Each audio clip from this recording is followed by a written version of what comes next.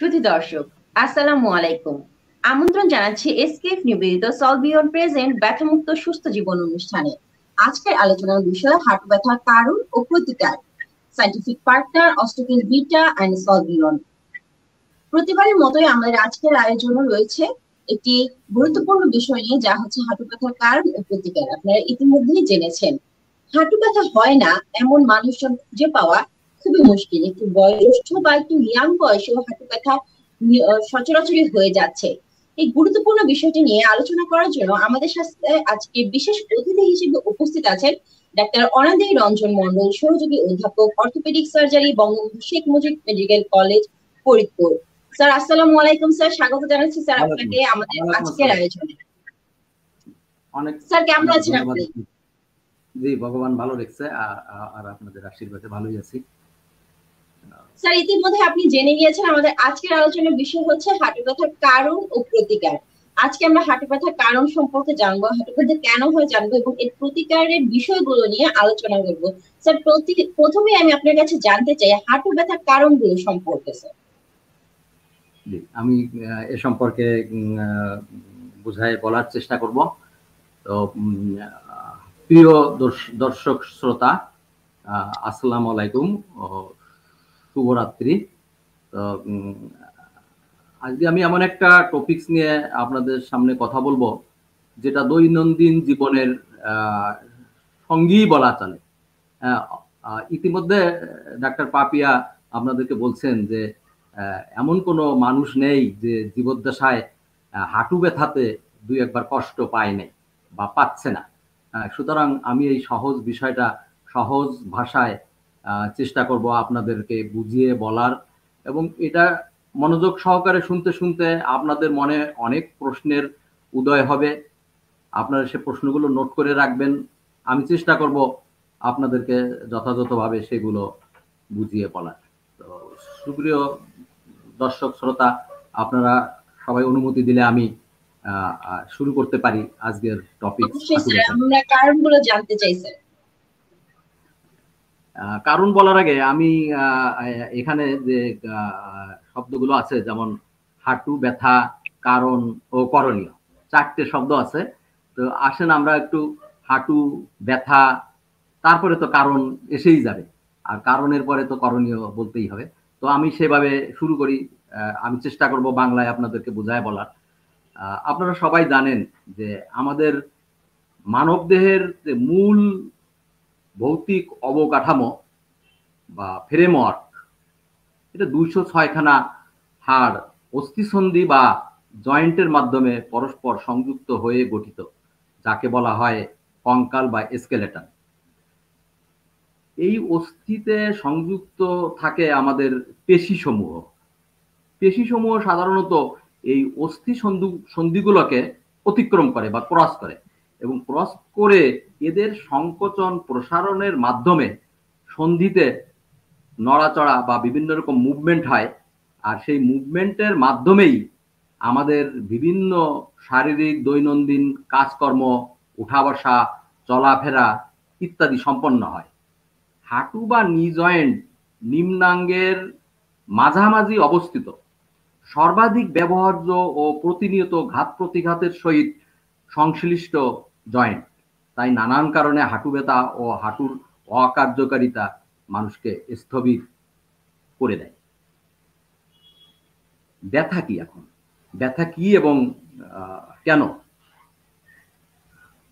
যদিও ব্যথার সঙ্গে আমরা সবাই পরিচিত, কিন্তু এটাকে সংজ্ঞায়িত করা বা এর কেন প্রয়োজন বা এটা কেন ঈশ্বর মানুষকে এটা দিল, এ নিয়ে আমাদের মনে তো একটু ভাবনা থাকতেই পারে যে ঈশ্বর সৃষ্টি যখন করেছো, ব্যথা কেন দিলা?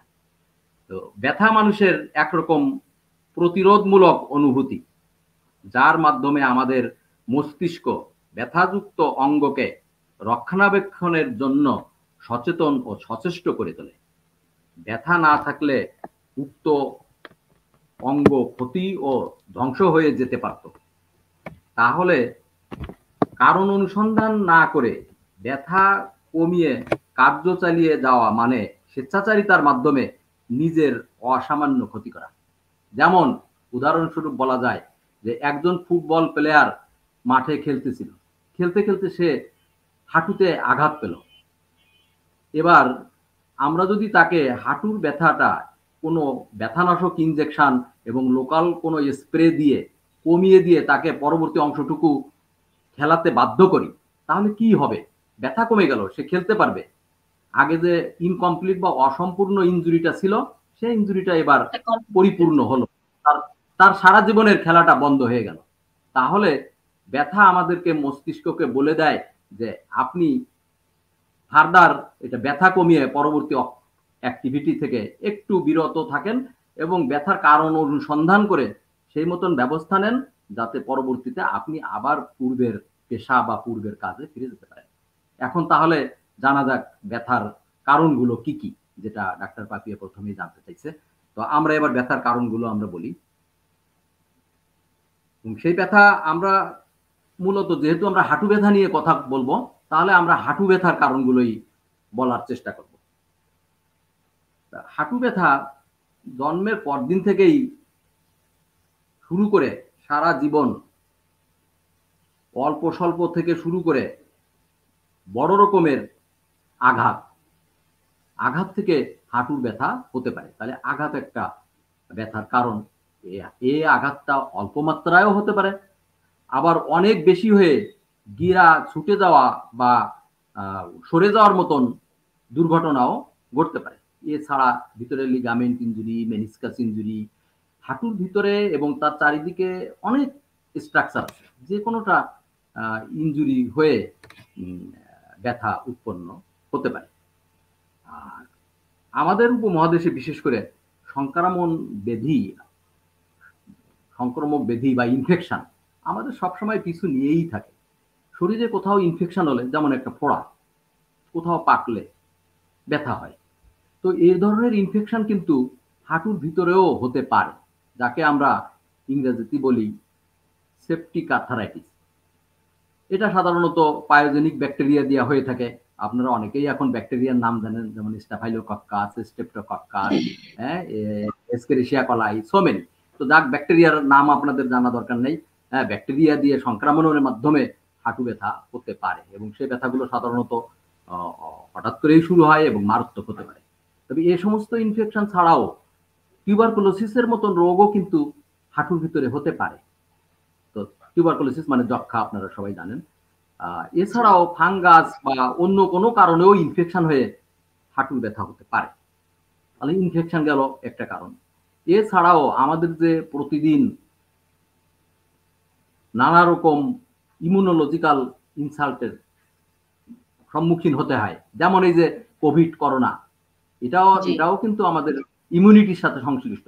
দেয়ার আর সো মেনি ডিসঅর্ডার, সরি আমি ইংলিশে বলে ফেলছি, অনেক রোগ ব্যাধি আছে যেগুলো আমাদের ইমিউন সিস্টেমকে নাড়া দেয়, এবং ইমিউন সিস্টেমকে নাড়া দিলে ইমিউন সিস্টেমে একরকম অটো ইমিউন রিয়াকশন হয়। এই জন্য আমাদের শরীরে অনেক রকম অটো ইমিউন রিয়াকশনের মাধ্যমেও কিন্তু আমাদের শরীরের ছোট বড় সমস্ত রকম গিরায় ব্যথা হতে পারে। যেহেতু হাঁটু একটা অত্যন্ত সক্রিয় একটা জয়েন্ট বা গিরা, সেটাকেও তারা এফেক্ট করে। তাহলে সেই রোগগুলো কি আপনারা অনেকেই জানেন, যেমন ছোটবেলা থেকে বড়বেলা পর্যন্ত রিউমাটিক ফিভার, যদিও এটা অটো ইমিউন একেবারে না, এটা একটা স্ট্রেপ্টোকক্কাল ইনফেকশন থেকে আমাদের একটা ইমিউনিটির মাধ্যমে এটা হয়ে থাকে। এটা যেমন রিউমাটিক ফিভার। এছাড়া অটো ইমিউন ডিজিজের মধ্যে rheumatoid arthritis, ankylosing spondylitis, writer syndrome, এরকম অনেক রোগ আছে যেগুলো আমাদের ইমিউন সিস্টেমের মাধ্যমে শরীরের সমস্ত কানেকটিভ টিস্যুকেই এফেক্ট করে। তার মধ্যে ছোট বড় সব জয়েন্ট এফেক্ট হয়, নি জয়েন্টও এফেক্টেড হতে পারে।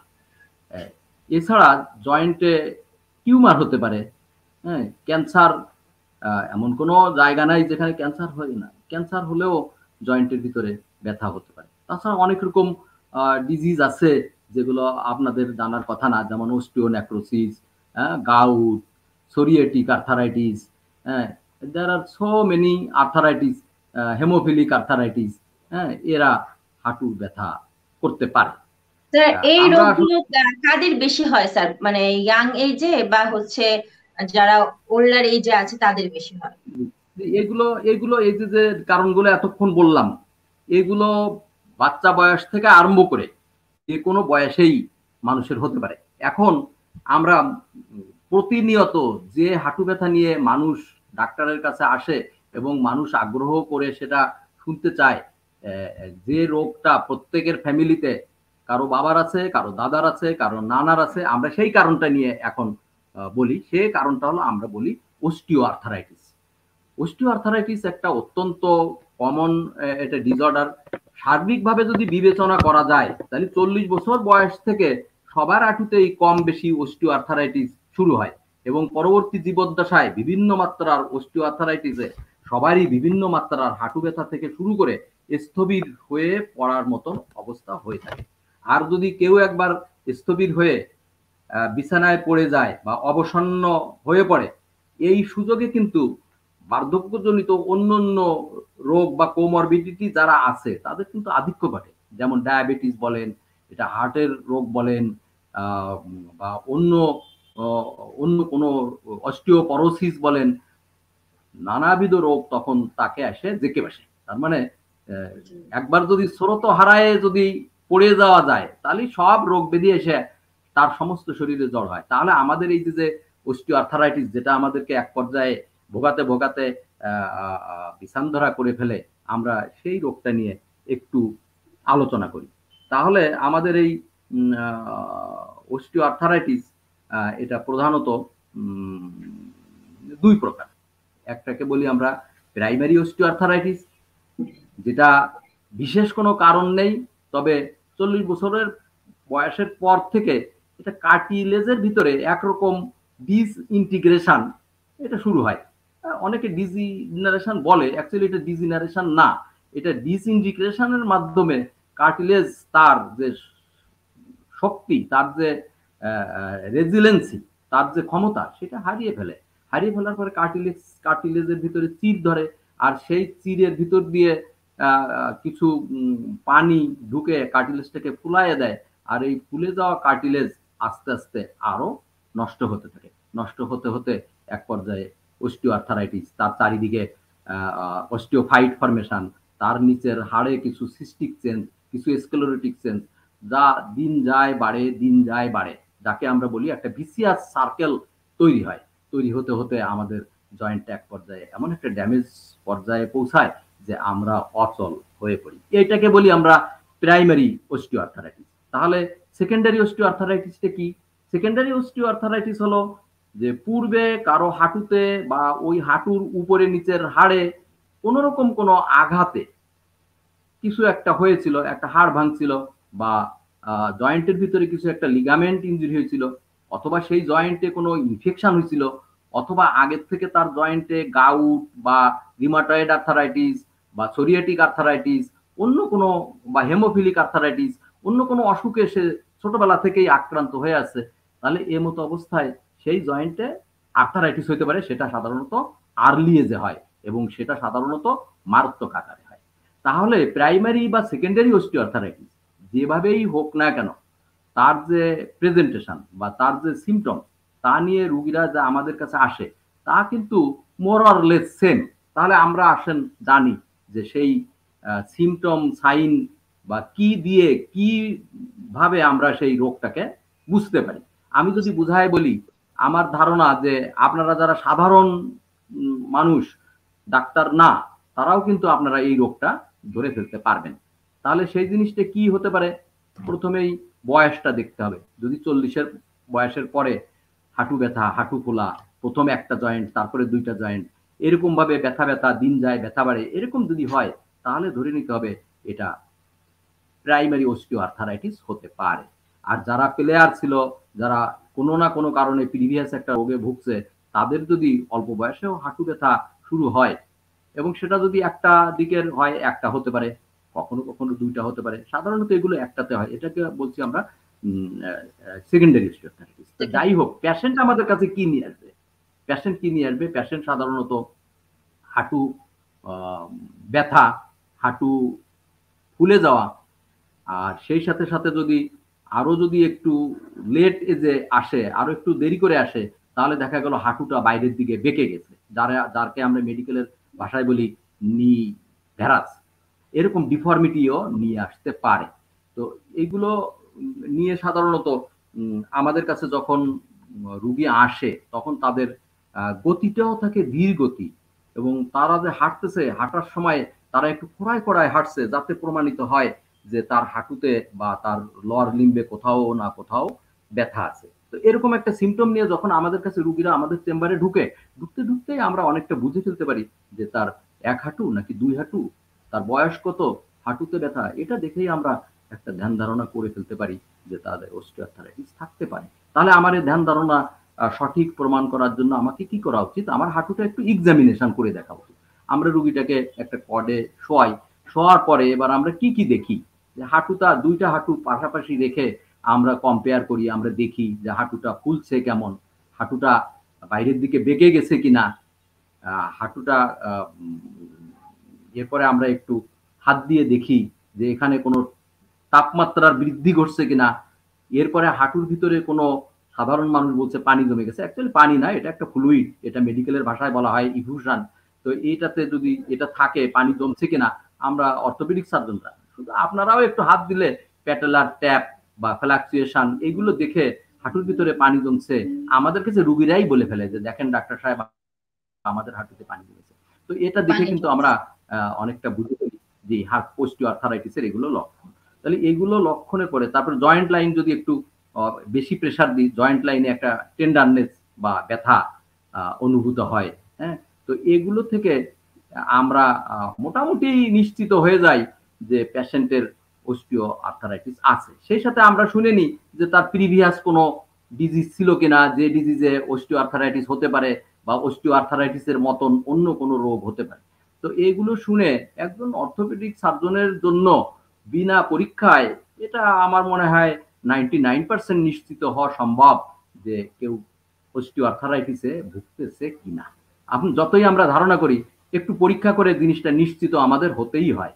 এবং একটা পরীক্ষা বলতে শুধুমাত্র একটা এক্স রে, এটা যথেষ্ট একটা অস্টিওআর্থ্রাইটিস বোঝার জন্য এবং হাঁটুর অন্য অন্য রোগ না তা প্রমাণ করার জন্য। তাহলে আমরা নি জয়েন্টের একটা এক্স রে, এপি এবং ল্যাটারাল ভিউ বলি, দুইটা ভিউ করে দেখি, দেখে আমরা জয়েন্ট লাইন এটা কেমন, সেখানে অস্টিওফাইট ফরমেশন হয়েছে কিনা, স্পেস কমে গেছে কিনা, সাবআর্টিকুলার এটা স্ক্লেরোসিস হয়েছে কিনা, কোথাও কোনো জয়েন্টের ভিতরে ইরোশন আছে কিনা বা ভ্যারাস ডিফর্মিটি আছে কিনা, এগুলো এক্স রেতে দেখেই এটা 99.9% এটা নিশ্চিত হওয়া যায়।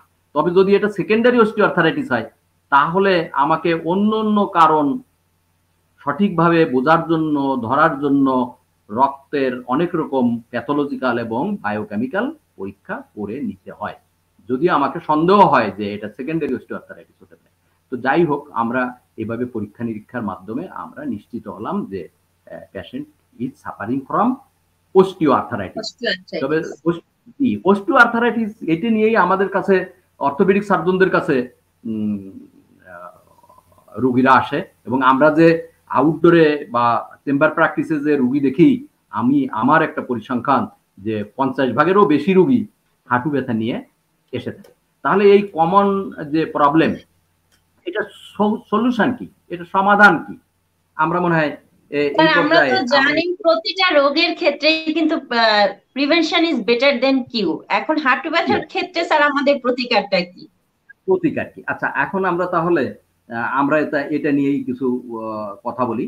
তাহলে প্রথমত আমাদের চিন্তা এবং চেষ্টা থাকবে প্রতিরোধের চিন্তা, এবং সেই প্রতিরোধের চিন্তা এবং চেষ্টাই আমাদের করতে হবে। এবং কিভাবে তাহলে আমরা অস্টিওআর্থ্রাইটিস এটা প্রতিরোধ করতে পারি? আমার এটা দাদার ছিল, নানার ছিল, বাবারও হয়েছে, তাহলে আমার যাতে না হয়, একবার যার হয়ে গেছে তাকে তো চিকিৎসা করতে হয়। তাহলে আমার যাতে না হয়, আমার সন্তানের যাতে না হয়, আমার পরিবারের অন্যান্য সদস্যের যাতে না হয়, তাহলে আমাকে কিছু প্রিভেন্টিভ মেজার বা প্রতিরোধ রোধমূলক ব্যবস্থা নিতে হয় এবং সেটা আমাদেরকে জানতে হয়। তাহলে সেগুলো কি হতে পারে? প্রথমত আমরা চেষ্টা করতে হবে যে আমাদের হাঁটুতে যাতে প্রতিনিয়ত আঘাত না হয়, মানে আমাদের সাবধানে চলা ফেরা খেলাধুলা, হ্যাঁ, এগুলো করতে হবে। আমরা যদি পেশাদার প্লেয়ার না হই তাহলে আমাদের খেলাধুলার ভিতরে সাবধানতা থাকতে হবে। মরে হয়ে খেলতে গিয়ে বারবার হাঁটুতে আঘাত প্রাপ্ত হওয়া যাবে না। আর এই অস্টিওআর্থারাইটিসের একটা প্রধান ইডিওপ্যাথিক ফ্যাক্টর হলো ওভারওয়েট। আপনার ওজন যদি বেশি হয়, সে ওজনটা কোন পথ দিয়ে যায়? পায়ের আপনার থেকে হাঁটুর ভিতর দিয়ে যায়। এবং হাঁটুটা আপনারা খেয়াল করে দেখছেন এর চারিদিকে কিন্তু তেমন কোনো মাসেল নেই, স্কিনের নিচেই জয়েন্ট। সুতরাং এটার ভিতর দিয়ে যখন ওয়েট ট্রান্সমিট করে তখন এটার উপরে অতিরিক্ত লোড পড়ে। এবং আপনারা দেখছেন যে আমরা চলতে ফিরতে কোন জয়েন্টটা আমাদের বেশি বেশি কার্যকর? এই হাঁটু। সুতরাং আমার এই অতিরিক্ত ওজন যাতে না হয়, তো সেটার দিকে আমাকে খেয়াল রাখতে হবে। তাহলে আর কি করা উচিত? অতিরিক্ত ওজন আমি হতে দিব না। আমি প্রতিনিয়ত যাতে আমার জয়েন্ট আঘাতপ্রাপ্ত না হয় সেটা আমি খেয়াল রাখবো। আর যদি বা কোনো কারণে আঘাতপ্রাপ্ত হয় সেটা হিল না হওয়া পর্যন্ত, মানে সেটা সেরে যাওয়া না পর্যন্ত আমি আবার আঘাতের সম্মুখীন হব না। তো এইভাবে প্রতি পদে পদে আমাকে বুঝে শুনে চলতে হবে। তো বুঝে শুনে চলতে চলতে আমার এটা, এছাড়াও আরো একটা কথা বলা উচিত, সেটা হলো যে এটা একটা, আমি ওজন কমাবো কিন্তু আমি পুষ্টিকর খাবার খাবো। আমার খাবারে যেন প্রোটিন, এটা ক্যালসিয়াম, আদার মিনারেলস, এইগুলো যেন থাকে, যাতে আমার জয়েন্টের যে কার্টিলেজ এবং জয়েন্টের সাথে রিলেটেড যে বোনস, তার জন্য যথাযথ স্ট্রেংথ এটা লাইফ লং বজায় থাকে। আর সেই সাথে সাথে আমি হাঁটুতে আঘাতপ্রাপ্ত হব না, কিন্তু ফিজিক্যাল অ্যাক্টিভিটির মাধ্যমে আমার বোনের স্বাস্থ্য, আমার জয়েন্টের স্বাস্থ্য, এটাও কিন্তু যথাযথভাবে থাকতে হবে। তো এগুলো ভাবে যদি আমি একটু বুঝে শুনে চলি, আমার ওজন কমিয়ে রাখি, তাহলে আমার মনে হয় আমার জীবনে অস্টিওআর্থারাইটিস হলেও সেটা মারাত্মক আকারে হবে না। আচ্ছা ঠিক আছে, এখন যদি একবার হয়েই পড়ে, বা আমার বাবার হয়ে পড়ছে বা আমার ঠাকুরদাদার হয়ে পড়ছে, তাহলে আমি তাদেরকে কিভাবে চিকিৎসা করতে পারি সে বিষয়ে একটু আলোচনা করি। তো যদি একবার হয়ে পড়ে, চিকিৎসা প্রথমত তাকে একটু বিশ্রাম নিতে হবে। আমার হাঁটুতে ব্যথা হচ্ছে আর ব্যথা নিয়ে আমি চলবো ফিরবো, প্রতিনিয়ত আঘাতপ্রাপ্ত হব, তাহলে তো ব্যথা সারবে না। তাহলে আমাকে একটু বিশ্রাম নিতে হবে। প্রাথমিক পর্যায়ে রোগটা প্রদাহের পর্যায়ে থাকে, তাহলে একটা প্রদাহ মানে ইনফ্লামেশন, চিকিৎসার জন্য প্রথমেই হলো একটা বিশ্রাম। আচ্ছা, বিশ্রামের সাথে যেহেতু ব্যথা হলো, কোনো ব্যথার ওষুধ খাওয়া যাবে কিনা? হ্যাঁ, অল্প অল্প অল্প পাওয়ারের ব্যথার ওষুধ একটা সুনির্দিষ্ট মাত্রায়, বেশি দিন না, অল্প দিন ধরে খাওয়া যেতে পারে। এবং সেজন্য আমার মনে হয় আমরা কমনলি সবাই যে জানি, এটা প্যারাসিটামল। প্যারাসিটামল 500 মিলিগ্রাম অথবা 650 মিলিগ্রাম, খুব বেশি ব্যথা হলে 1 গ্রাম, এটা একটা করে দিনে 3 বার আহারের পর খেলেই 7 থেকে 10 দিনের মধ্যে, হ্যাঁ, অধিকাংশ এই প্রাথমিক হাঁটু ব্যথা ফ্রম অস্টিওআর্থারাইটিস এটা কিন্তু সেরে যায়। তো সেই সাথে সাথে আমাদেরকে আরো কিছু একটু করা যেতে পারে, সেটা হলো যে আমরা একটু হালকা গরম সেক, হালকা, কিন্তু অনেক গরম সেক নিয়ে কিন্তু হাঁটুর চারিদিক কালো করে ফেলানো যাবে না, পোড়ানো যাবে না। হালকা গরম সেক নিলে তাতে ইনফ্লামেশনটা একটু কমে, কনজেশনটা একটু কমে, ব্যথাটা তাড়াতাড়ি নির্মূল হয়। তো এটা ব্যবস্থার মাধ্যমেই প্রাথমিকভাবে অস্টিওআর্থারাইটিসের ব্যথা কমে যেতে পারে। কিন্তু এই যে অস্টিওআর্থারাইটিসের ব্যথা কমে গেল, এটা কিন্তু সাময়িক ব্যবস্থা। কারণ অস্টিওআর্থারাইটিস একটা ক্রনিক ডিসঅর্ডার, বয়সের অসুখ, বয়স বাড়তে থাকে এই রোগ বাড়তে থাকে। তাহলে বয়স বাড়তে বাড়তে এই রোগ যাতে বাড়তে না পারে, সেজন্য কিন্তু আমাকে প্রিভেন্টিভ মেজার, আগে যেটা বলতেছিলাম, সেটা আমাকে আবার মনের মধ্যে রেখে আমার বাবা হোক, মা হোক, দাদা হোক, নানি হোক, তাকে কিন্তু আমাকে সেইভাবে পরামর্শ দিতে হবে। আমরা যেমন দেখি যে আমাদের দেশের মেয়েরা এটা স্কোয়াটিং পজিশনে বসে বসে ধৈর্য ধরে অনেক কাজ করে। হাঁটু লেগে গেছে, আমরা বলি লেগে গেছে, হাঁটু লেগে গেছে, তাও সে ওঠে না, নড়ে না, চড়ে না। হ্যাঁ, এক পর্যায়ে সে মেনে নিয়ে কাজ সেরে ওঠে, সেরে ওঠার সময় আর হাঁটু সোজা হয় না। তো এইভাবে যদি প্রতিনিয়ত ধৈর্যর পরীক্ষা দিয়ে দিয়ে আমি হাঁটুর উপরে আঘাত দিতে থাকি, তাহলে কিন্তু অস্টিওআর্থারাইটিস সারবে তো নাই, আরো দিন দিন বাড়তে থাকবে। তাহলে আমি চেষ্টা করব আমার লাইফস্টাইল একটু চেঞ্জ করার। আমি নিচে স্কোয়াটিং পজিশনে যেখানে বসে বসে কাজ করতে হয়, সেই পজিশনটা আমি একটু উঁচু বানাবো। আমি টুলের উপরে বসতে পারি, আমি চেয়ার টেবিলে বসে খাওয়া দাওয়া করতে পারি। এবং একটা বয়সের পরে যে জোর জুলুম করে নিচে বসে নামাজ পড়া বা প্রার্থনা না করে আমি কিন্তু বিধি মোতাবেক এটা চেয়ার টেবিলে আমি নামাজ আদায়টা করতে পারি বা প্রার্থনা করতে পারি। এগুলো বা কোনো সভা সমিতিতে গেলে আমি নিচে আসন গড়ে না বসে একটু একটা চেয়ার নিয়ে বা টুল নিয়ে একটু পিছনে বসতে পারি। এইভাবে আমাকে কিন্তু নিয়ম কানুন মানতে হবে, ওজন কমাতে হবে। তো এইগুলো করলে আমার হয়তো অস্টিওআর্থারাইটিস পরবর্তী পর্যায়ে যাবে না। তাহলে একবার যদি পরবর্তী পর্যায়ে চলে যায়, যেমন হাঁটুতে জল জমে গেল অনেকখানি, তো আমরা কি করব? প্রায় আমাদের মনের মধ্যে প্রশ্ন আসে যে এইটা কি আমরা বের করব? এটা ডাক্তারের পরামর্শ মতো যদি অনেক বেশি ইফুশন বলি আমরা এটাকে, অনেক বেশি ইফুশন হয়, এটাকে আমরা অ্যাসপিরেট করে বা সিরিঞ্জ দিয়ে যথাযথ পরিষ্কার পরিচ্ছন্নতা মেনটেন করে, অ্যাসেপ্টিক প্রিকাশন আমরা যেটা বলি, মেনটেন করে আমরা এটা গ্লাভস পরে এটা আমরা বের করে দিতে পারি সিরিঞ্জের মাধ্যমে, ডিসপোজেবল সিরিঞ্জের মাধ্যমে। বের করার পরে intraarticular injection of short acting and long acting steroid, বাজারে যেগুলো ট্রাইএমসিলোলন, ডিপোমেড্রল ইত্যাদি নামে পাওয়া যায়, সেটা দেওয়া যেতে পারে। মনের মধ্যে একটা প্রশ্ন সবার আসতেই পারে যে তাহলে আমি এটা কত নিতে পারি? আমরা এটা 3 মাসের ভিতরে দ্বিতীয়বার দিব না। একবার যদি দিই, পরবর্তীবার অন্তত 3 মাস পরে আবার দেওয়া যেতে পারে। স্টেরয়েড লোকালি ইনফ্লামেশন কমায়, এটা এটা ফাইব্রো কার্টিলেজ গ্রো করাতে কিছু হেল্প করে। তো এভাবে অস্টিওআর্থারাইটিসের কিছু উন্নতি হয়। স্যার আমাদের একজন দর্শক প্রশ্ন করেছেন, স্যার আমরা দর্শকের প্রশ্নটা নিয়েছি স্যার। আমাদের প্রশ্ন করেছেন বিজয় কৃষ্ণ মন্ডল নামে, কোন কোন খাবারে হাঁটুর ব্যথা বাড়ে? কোন কোন খাবারে হাঁটুর ব্যথা বাড়ে? কোন কোন খাবারে হাঁটু ব্যথা বাড়ে? আচ্ছা, আমি মনে হয় সংক্ষেপে প্রশ্নটা একটু উত্তর দিয়ে আবার আমার পূর্বের আলোচনায় ফিরে আসবো। আপনি আমার পূর্বের আলোচনার ওই ইটা মনে রাখবেন যে কোন স্টেজে এসে আমি থামছি। তো কোন কোন খাবারে আসলে হাঁটু ব্যথা বাড়ে? হাঁটু ব্যথা বাড়ে খাবার বলতে একটা রোগ আছে যেটাকে আমরা বলি গাউট। গাউট যদি হাঁটু ব্যথার কারণ হয়, সেগুলো কতগুলো খাবারে হাঁটু ব্যথা বাড়তে পারে। সে খাবারগুলো যেমন যেগুলো খাবারে এটা ইউরিক অ্যাসিড বা নিউক্লিক অ্যাসিড কন্টেইনিং যে ফুডগুলো, নাইট্রোজেন কন্টেইনিং যে ফুডগুলো, তার ভিতরে প্রধানত মাংস,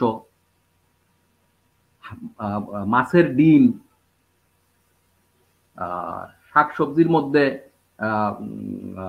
শিম, বরবটি, মটরশুঁটি, হ্যাঁ, এ ধরনের বিন জাতীয় খাবারে এটা ইউরিক অ্যাসিড বাড়ে। এরপরে আসে ব্রাসিকা ফ্যামিলি বলতে যেটা বোঝায়, যেমন ফুলকপি, বাঁধাকপি, ওলকপি, মূলা, গাজর, শালগম, এই যে এই ধরনের খাবারে এটা ইউরিক অ্যাসিড বাড়ে। এছাড়াও পালং শাক, পুঁই শাক, ঢেঁড়স, হ্যাঁ, এই ধরনের খাবারেও ইউরিক অ্যাসিড বাড়ে। মটরশুঁটি, মটর ডাল, স্যার আমরা অনুষ্ঠানের প্রায় শেষ পর্যায়ে চলে এসেছি স্যার। আমরা স্টেরয়েড ইনজেকশন নিয়ে আলাপ করছিলাম, ইনফ্লামেশন বেশি থাকলে স্টেরয়েড দেয়া হয়। স্যার সংক্ষেপে আলোচনা যদি করে দিতেন স্যার। জি, স্টেরয়েড ইনজেকশন প্রাথমিক পর্যায়ে কিছু উপকার করলেও শেষ পর্যায়ে স্টেরয়েড ইনজেকশন দিয়ে খুব একটা ফল হয় না। তবে অস্টিওআর্থারাইটিসের জন্য কারো কিন্তু মুখে স্টেরয়েড ট্যাবলেট খাওয়া উচিত না। কারণ স্টেরয়েড ট্যাবলেট খাওয়ার পরে সেটা জয়েন্টে যতটুকু না উপকার করে, তার চেয়ে বেশি অন্যান্য সিস্টেমিক সাইড ইফেক্ট বা অন্যান্য সিস্টেমিক অপকার করে। যেমন অস্টিওপোরোসিস বাড়ায়, কুশিং সিনড্রোম করে, এটা স্কিন অ্যাট্রফি করে, শরীরে অহেতুক বিভিন্ন জায়গায় চর্বি জমা করে। সেজন্য আমরা চেষ্টা করব ওরাল স্টেরয়েড যেন অস্টিওআর্থারাইটিসের জন্য না খাই। তবে ইন্ট্রাআর্টিকুলার স্টেরয়েড 3 মাস পর পর দেওয়া যায়, তাও প্রাথমিক পর্যায়ের অস্টিওআর্থারাইটিসে। এখন আসুন আমরা একটু বুঝে নিই যে এই অস্টিওআর্থারাইটিস যদি একটু শেষ পর্যায়ে চলে যায়, তাহলে কি কোনো প্রতিকার নাই? হ্যাঁ, তাহলেও প্রতিকার আছে। একজন মানুষের বয়স 60 বছর বা 70 বছর, সে হাঁটু ব্যথায় বিকল হয়ে বিছানায় পড়ে যাচ্ছে, সে হাঁটতেই পারতেছে না, তাহলে কিছু আছে কিনা? হ্যাঁ, বিভিন্ন রকম অপারেটিভ ট্রিটমেন্ট আছে এবং সে অপারেটিভ ট্রিটমেন্টের জন্য অনেক স্কিলফুল স্পেশাল অর্থোপেডিক সার্জন, এবং এগুলো অনেক এক্সপেন্সিভ। যেমন এটা কার্টিলেজ রিপ্লান্টেশন করা যেতে পারে, প্লেটলেট প্রিসিপিটেট, হ্যাঁ, এটা ইনজেকশন দেওয়া যেতে পারে। তবে এইগুলো দিলেই যে সম্পূর্ণ ভালো হয়ে যায় অস্টিওআর্থারাইটিস তা কিন্তু এখনো প্রমাণিত না। এছাড়া আর কি করা যেতে পারে? আমাদের হাঁটু ব্যাকা হয়ে গেছে, এই ব্যাকাটা ঠিক করার জন্য আমরা কারেক্টিভ অস্টিওটমি করতে পারি, ভ্যালগাস অস্টিওটমি করতে পারি টিবিআর, তাতে কিন্তু অনেকটা উন্নতি হতে পারে। আবার এমন একটা পর্যায়ে পৌঁছাইছে যে সেই জয়েন্টের আর কার্যকারিতা নাই, সেক্ষেত্রে কিন্তু আমরা টোটাল জয়েন্ট রিপ্লেসমেন্ট, আমরা বলি টি কেয়ার, টোটাল নি রিপ্লেসমেন্ট, এই টোটাল নি রিপ্লেসমেন্ট করে একটা কৃত্রিম জয়েন্ট আমরা হাঁটুর ভিতরে বসিয়ে দিতে পারি, তাহলে কিন্তু সে অন্তত ব্যথামুক্ত জীবনযাপন করলো। তবে যাই করি না কেন সব পর্যায়ে প্রিভেন্টিভ মেজার আমার মনের মধ্যে থাকতে হবে। এবং শেষ পর্যন্ত কথা সেইটাই, আপনি যেটা প্রথম বলছিলেন যে prevention is better than cure, আমাদের হ্যাঁ আমরা সেটাই সবসময় চেষ্টা করব। স্যার আমাদের সাথে আরো দর্শক যুক্ত হয়েছে, আমাদের প্রশ্ন করেছে সাজ্জাদ হোসেন নামে। স্যার আমার মার বয়স 52 বছর, উনার অনেকদিন যাবত হাঁটু ব্যথা, অনেক ক্যালসিয়ামের ওষুধ খাওয়ানো হয়েছে কিন্তু ব্যথা কমতেছে না, এই ক্ষেত্রে আমাদের করণীয় কি? আচ্ছা, ক্যালসিয়াম আসলে সত্যিকার অর্থে হাঁটু ব্যথার কোনো কিউরেটিভ ট্রিটমেন্টের পর্যায়ে পড়ে না।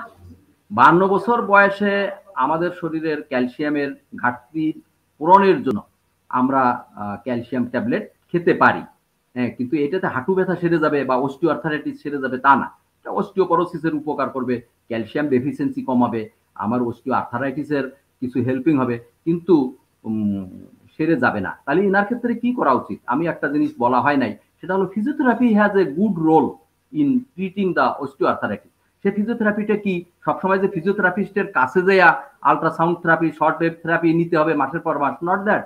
আপনি কিছু ওপেন এয়ার কিছু এক্সারসাইজ, যেমন কোয়াড্রিসেপ স্ট্রেংথেনিং এক্সারসাইজ, আমি কোয়াড্রিসেপ মাসেল এক্সারসাইজ করে আমার হাঁটুতে লোড বেয়ার না করে আমি আমার কোয়াড্রিসেপ মাসেল মানে উরুর মাসেল এটার স্ট্রেংথ বাড়াবো, হাঁটুর রক্ত চলাচল বাড়াবো, তাতে কিন্তু অনেকখানি সেরে যাবে। আমার মনে হয় যিনি প্রশ্ন করছেন উনি ওনার মাকে যদি দয়া করে এটা কোয়াড্রিসেপ এক্সারসাইজটা শিখায় দেন এবং ওনাকে যাতে নিচে স্কোয়াটিং পজিশনে বসা না লাগে, বাড়িতে সে ধরনের ব্যবস্থা, যেমন একটা বাথরুমে একটা হাই কমোড বা কমোড সেট করা চেয়ার, খাওয়া দাওয়ার একটা চেয়ার টেবিল, উনি যে যে কাজকর্ম করে সেখানে বসার জন্য একটা এরকম চেয়ার টেবিলের ব্যবস্থা, তো এগুলো যদি করে দেয় আমার মনে হয় সেটাই হবে ওনার বেটার ট্রিটমেন্ট। আর স্টেরয়েড ইনজেকশনের কথা বলছি, 52 বছর বয়স, তাহলে প্রাথমিক পর্যায়ে আছে। আমার মনে হয় একজন ভালো অর্থোপেডিক সার্জনের শরণাপন্ন হয়ে জয়েন্টে এটা ট্রাইঅ্যামসিলোনোল অথবা বেটাবোমেড্রল ইনজেকশন নিয়ে নিতে পারে, সে সাথে সাথে ব্যায়ামগুলো শিখে আসতে পারে। তো ব্যথার ওষুধ নিয়মিত খাওয়া যাবে না, আমি প্রায় একটা কথা বলি, সব ওষুধ নিয়মিত নিয়মিত, একটা ওষুধ অনিয়মিত, সেটা হলো ব্যথার ওষুধ। যদি কখনো মারাত্মক ব্যথা হয় ঠিক আছে একটু ব্যথার ওষুধ খান, কিন্তু দীর্ঘদিন খেয়ে আপনি এর সাইড ইফেক্ট ভোগ করবেন না। স্যার আমাদের সাথে আরেকজন দর্শক আছে মোহাম্মদ মনির উদ্দিন মনি নামে। আমি একজন ওকেশনাল ফুটবল প্লেয়ার, 6 মাস আগে খেলতে গিয়ে হাঁটুতে ব্যথা পাই, এখন বেশিক্ষণ দাঁড়িয়ে থাকতে কিংবা বেশিক্ষণ বসে থাকলে ব্যথা পাই, এক্ষেত্রে করণীয় কি? জি, এখন আমার মনে হয় প্লেয়ারদের যেটা হয় যে খেলাধুলো করতে যেয়া হাঁটুতে যে ইনজুরিটা হয় তার কারণে ব্যথা হয় এবং সেই সাথে সাথে হাঁটুতে একটা ইনস্টেবিলিটি এটা ডেভেলপ করে, মানে সে দৌড় দিতে পারে না, খেলতে পারে না, হাঁটু দিয়ে সিঁড়ি দিয়ে নামার সময় মনে হচ্ছে যে হাঁটুটা ব্যালেন্স হারায় ফেলাচ্ছে। তো এক্ষেত্রে আমাদের ধারণা যে তার কোনো না কোনো মাত্রার নি জয়েন্টের যে লিগামেন্ট গুলো থাকে, anterior cruciate, posterior cruciate, medial বা ল্যাটারাল কোলাটারাল অথবা মেনিসকাস ইনজুরি হলো। তো এখন এটা আসলে বোঝার জন্য পরীক্ষা নিরীক্ষা করে তো আমরা কিছুটা বুঝি, এটা আলটিমেটলি এমআরআই করে দেখতে হয়। এমআরআই করে যদি দেখা যায় যে কোনো না কোনো লিগামেন্ট মারাত্মক ক্ষতিগ্রস্ত হয়েছে, এখনকার দিনে এটা নি রিকনস্ট্রাকশন বা সেই লিগামেন্ট তৈরি করা এটা সম্ভব। এই জন্য আমি ওনাকে বলবো যে একজন অর্থোপেডিক সার্জনের পরামর্শ নিয়ে একটা এমআরআই করে বা আর্থ্রোস্কোপি করে দেখে একটা ব্যবস্থা নিতে পারে, তাহলে উনি আবার খেলাধুলো করতে পারবে। আপাতত উনি খেলাধুলো দৌড়দৌড়ি থেকে বিরত থাকবে এবং কোয়াড্রিসেপস এক্সারসাইজ যেটা বলছিলাম সেটা করবে। স্যার আমাদের সাথে আরো দর্শক আছে কিন্তু সময় স্বল্পতার জন্য আমরা সকল দর্শকের প্রশ্ন নিতে পারছি না। স্যার আমাদের আজকের অনুষ্ঠান এখানেই শেষ হবে। স্যার আশা করবো আপনি ভালো থাকবেন, সুস্থ থাকবেন এবং আপনার প্রতি কৃতজ্ঞতা প্রকাশ করছি ব্যথামুক্ত সুস্থ জীবন অনুষ্ঠানের পুরো টিমের পক্ষ থেকে। স্যার আপনি ভালো থাকবেন, আল্লাহ হাফিজ স্যার। জি, এখন আমি আমাদের দর্শক শ্রোতা যারা ধৈর্য ধরে আমার এই কথাগুলো শুনেছে এবং আমার এই কথা থেকে যদি সত্যিকার অর্থে তারা উপকৃত হয়ে থাকে এবং প্রতিনিয়ত তারা যদি এগুলো মেনে চলে, তো আমি ধন্য হব এবং তারা এগুলো শুনছে ধৈর্য সহকারে, তাদেরকে অনেক অনেক ধন্যবাদ এবং তাদেরকে রোগমুক্ত করুক ঈশ্বর, তাদেরকে আয়ু দিক তারা যেন সুস্থ থাকে, আমি তাদের জন্য কামনা করি। আর আপনি খুব সুন্দর উপস্থাপনা করছেন, আমাকে সহযোগিতা করছেন এবং আমাকে আপনার দর্শকদের সামনে এনে পরিচয় করায় দিয়েছেন। এটা আমার পরম সৌভাগ্য, ঈশ্বরের কৃপা। স্যার আপনাকেও ধন্যবাদ, আপনার উত্তরোত্তর সাফল্য এবং আপনার সুস্থতা কামনা করি স্যার। আমাদের জন্য দোয়া করবেন স্যার। আদাব। জি, আপনাদেরকে ধন্যবাদ, আপনারা আমার জন্য দোয়া করবেন। শুধু দর্শক, এতক্ষণ আপনারা দেখছিলেন এসকেএফ নিবেদিত সলভ ইউর প্রেজেন্ট ব্যথামুক্ত সুস্থ জীবন অনুষ্ঠান। দেখা হবে আগামী কোনো পর্বে নতুন কোনো বিষয় নিয়ে আলোচনা করার জন্য। ততদিন ভালো থাকবেন, সুস্থ থাকবেন, ব্যথামুক্ত সুস্থ জীবন অনুষ্ঠানের সঙ্গেই থাকবেন। আল্লাহ হাফেজ।